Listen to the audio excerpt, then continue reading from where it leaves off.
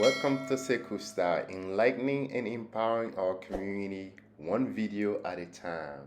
Today we are going to be watching the engagement of Commissioner Kevin King, Commissioner for Small Business Services (SBS),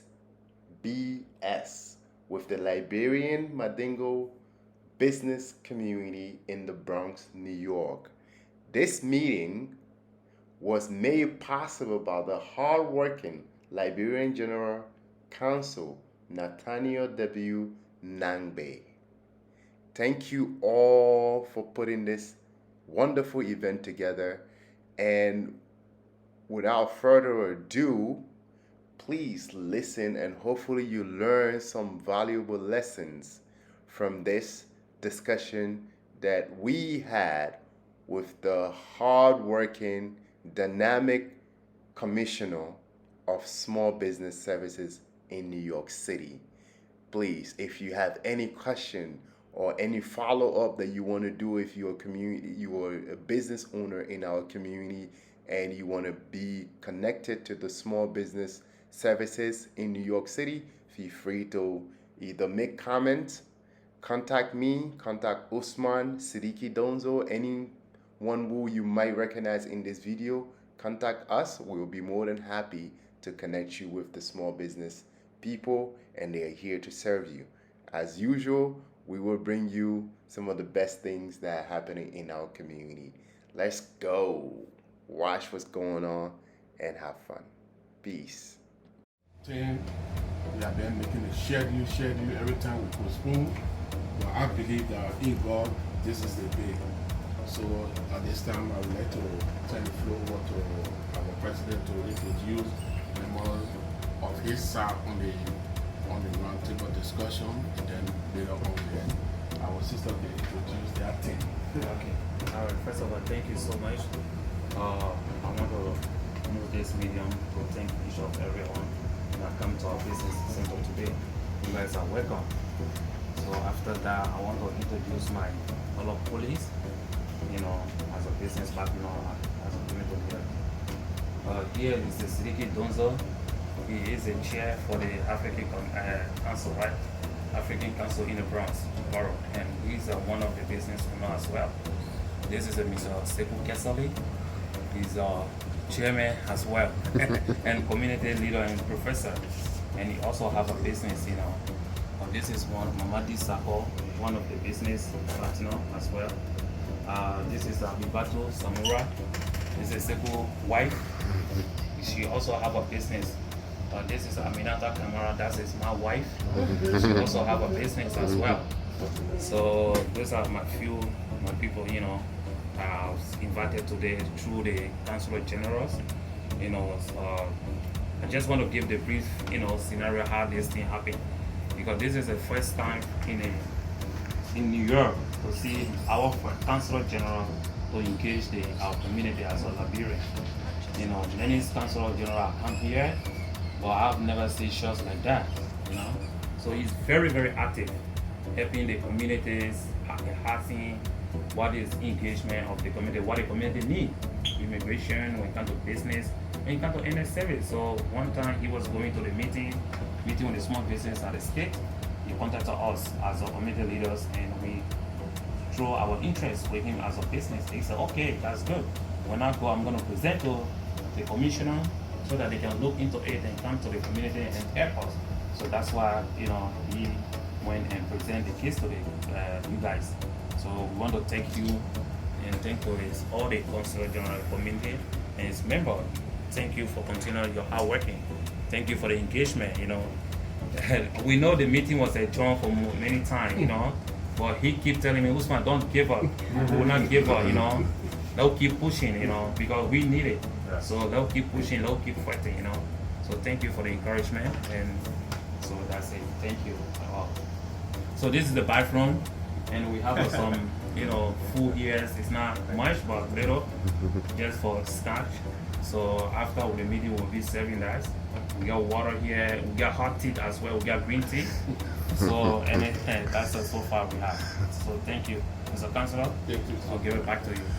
Before we turn it over to our commissioner, you know, they had to deal with finance. So when I was coming, I came along with my finance president. He's the first secretary of council. So he came with me, all the arrangement, they follow it up after we leave from there. You will be tracking all those activities. So, Honorable Commissioner, the floor is yours. Thank you so much, Ambassador Nakbe. This is an honor to be here, and we apologize that we had to postpone a couple of times, but we are here now, and this is just the start of our relationship. We know that the Liberian community is such an important part of New York City, and as the ambassador said, you know, I am an immigrant myself. I came when I was 5 years old. My parents came. We lived in Sunnyside, Queens, in a one-bedroom, one-bathroom apartment.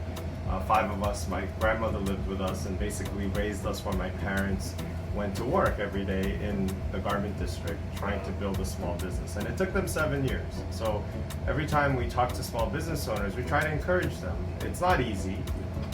They didn't speak English very well, almost none at all, and they didn't know about government resources. And so me being in this position is really about trying to accelerate that process for all the historically underserved communities, including immigrant communities, including Black and brown owned businesses. So we are here reaching out to the entire city, and I've got such a great staff here. And you've met my Assistant Commissioner Meredith Weber. You met her at Gracie Mansion, I think, right? Just in And we March, reconnected and talked about having this kind of a setting. And then Special Assistant Destiny Batista, she just started yesterday. And then we have my personal guest, Paul Yang here, who's just traveling with me right now. So he's here, but and then I don't know where Clara went, but I think she did. Okay. But it's really an honor, Ambassador, to have us here because we want to make sure that everybody understands the exact same resource. And Chantal Brown too. I know, you know, Council Member Althea Stevens.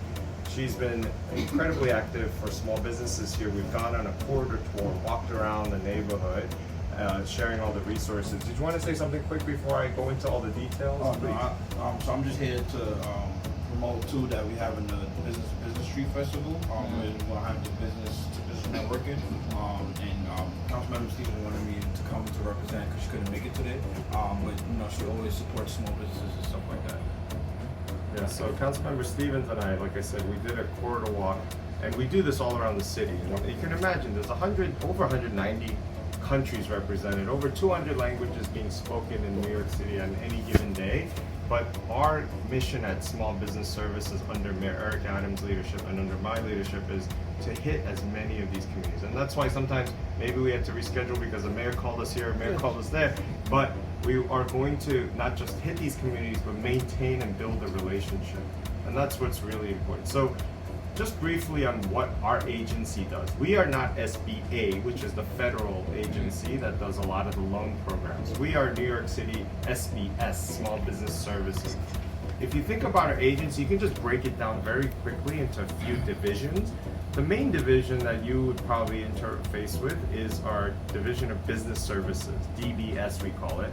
And they're the ones that most people think about when you think about what would a small business service government agency do. We help connect you to loans, for example, or grants. Even though we're a city agency, we know about the city fundings, city programs, the state programs, federal programs, everything that's out there. So we were just talking before we started this meeting about SBA is not the only government agency that can give you loans. There are the state right now just released a New York State loan program, that we would have all the information on. So we need the people in the community to simply follow us on social media or get on our website regularly to check. Because if you're not on our email list and we come up with a new program and you don't hear about it, then you're going to be like 3 months later, oh, what happened to that great program? How come I didn't hear about it? For example, in February when we launched the $75 million Opportunity Fund, have you heard of that? No. See, this is the issue, is that when we did the $75 million Opportunity Fund, that was the largest private-public partnership loan fund, and it was geared just for small business owners. It was 4% fixed rate over 5 to 6 years, depending on the amount, up to $250,000, and no credit score minimum. Wow. So that's the kind of program in 3 weeks, we had over 11,000 people sign in and fill out pre-applications. But we launched it in the Bronx, and that day when we did it, which was the neighborhood that we did it in? We did it at the sneaker store. Sneaker store, but Noble Sneaker Store, in Jerome Avenue, when we launched it, we had our team, 20 volunteers, go door to door to tell people, we just launched this program, please apply. And we were able to hit 130 businesses that day. But that's only 130 businesses. If you were following us on social media that morning, you would have been the first to know. Absolutely. And you could have just applied the same way. And that was a lot of money that was given out. And so we want people to know that there are these programs out there. The other one during the COVID relief, and this is before my time, there was a $100 million relief that went out. And honestly, a big proportion of that money went to taxi drivers because they applied as businesses, as living in low moderate income LMI communities. And so these programs are there. They don't happen all the time, but if you don't hear about the opportunity, you will be left out 100% of the time. Absolutely. So this is why we want to be here in rooms like this to tell you, simply just sign up for our email list, sign up for our social media, and follow us so that every time we have something, you'll be just as the first ones to know. You can pick up the hotline and then ask us, because we have a team dedicated to helping people fill out the applications too. Just like you help a lot of the community members, the elders here who don't speak English with other government forms, or council members' office, they will help out people. We have people on staff who are dedicated to filling out and helping, and we've got 7 business solution centers, one here in the Bronx too, that can also help you fill out these forms. So it's not like, oh, it's government paperwork, I don't know what to do. No, we have people that can help you. We cover many languages, and so we have a language line that covers all languages. People should not be intimidated or deterred from coming for help because they don't know what to do. They just need to call us or email us. And now you have our contact info. You have my email, I gave you my card. You can email us and I'll connect you to who you need to know. So that's one of the services. But within that service of Division Business Services, we also have commercial lease assistance. So we were talking about a lot of businesses are behind in rent and negotiating with the landlords, but the landlords have lawyers that they can hire. A lot of the businesses don't have the lawyers. But we don't go to court for you. We can't do the litigation part. But before you get there, we have people who can help you negotiate the lease on a level playing field. Also, if you're behind in arrears, they can come in and help negotiate, hopefully, some kind of a compromise to help lower some of that, but get the extension on the lease terms. Whatever it is, you've got free legal services available for lease negotiation. And that's a program that we have, that we've invested a lot in. The mayor has seen how popular and how effective it's been, so he's put more money into it. The other part that we have, if you have a retail store, we have a division of people that just focus on compliance advising. So if you have a restaurant, or if you have a bar, or if you have any business, a shop, you're gonna have city inspectors come and inspect. And they're gonna look around and they're gonna be like, oh, you don't have the price tag. That's gonna be a $250 fine, or whatever it is. Our agency has former inspectors whose job is just to educate. They're not here to fine, they don't have the power to fine. They're just here to educate people and say, you should do this, you should do this. And then if you follow it, especially also a restaurant, you can get a letter A the first time around. You don't have to keep going through different inspections because we are there to help you and educate you. So that's another part we have. And then we have another group of people who you can call and they're your expediters for free. So if you're dealing with the buildings department or the health department or taxi limousine commission, it doesn't matter. If you have any issue, you call us. These people get assigned to you. They are your expediter for free. Wow. So they can call up the agencies for you and get you an answer much faster. Or if you're trying to open up a new business, we can open up your business in half the time because we can get you the fire department inspections, the buildings inspections, the Department of Transportation, whatever it is. We are that agency that's not a regulatory agency, that is just there to educate and advocate for all small business owners for free. And so you can use us anytime, every time. It's not going to cost you a single penny. Wow. So then the final part that I'll focus on is we have an MWBE team, right? Minority and women business-owned enterprises.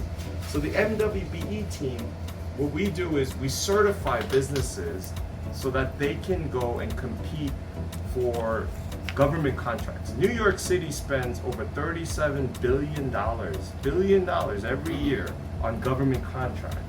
And if you're an MWBE, we just passed a law in Albany where up to $1.5 million government contracts that are, they call them non-competitive discretionary contracts, MWBEs will get a stronger look. So you can get in there and be part of a process that doesn't have to be open to the entire RFP process, request for proposal, which usually ends up being a much bigger and longer process. If that's the case, and you have a business that you think the government can use, like you said that, right? You work with EPA and whatnot. There's a lot of construction businesses. There's restaurants that have gotten contracts during the COVID emergency suspension period. You know, it's tougher for restaurants, to be honest, but right now with asylum seekers, we're looking for ways to see if we can get MWBE restaurants also engaged in this process. At the end of the day, the idea is maybe it's not for every business, but if you're a business that can service the government, $37 billion, the mayor has a goal of 30%, the city has a goal of 30% MWBE contracts. That's $11 billion, right? And the super ambitious goal of $25 billion going to MWBEs by year 2026 and $60 million by the year 2030. So these are real goals that we're achieving to hit every day. Every day we're doing this. So if you're a business that can qualify for this, you come to our agency. We certify you.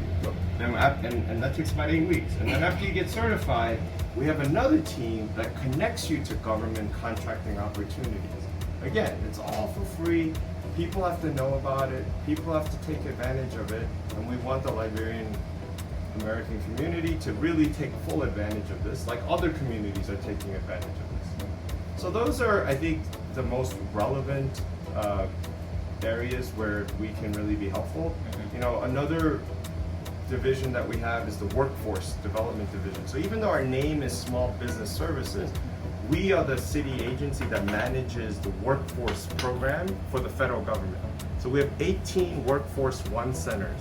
So any New Yorker, anybody in the community that says, I want a job, you can walk in or you can go virtually online to our workforce centers and they will help connect you to jobs that pay on average $18.60 or so.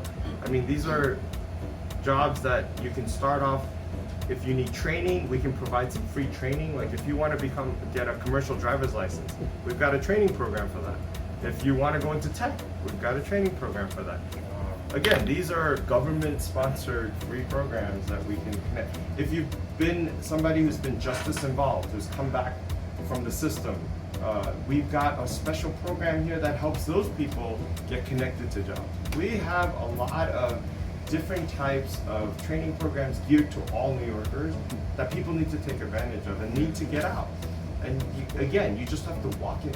And they'll help you with interview, resumes. They can connect you sometimes to nonprofits that can get you suits to wear to go to interviews. There's a lot of services. So I'll stop there. Happy to answer any questions. Okay, like I was saying, now you give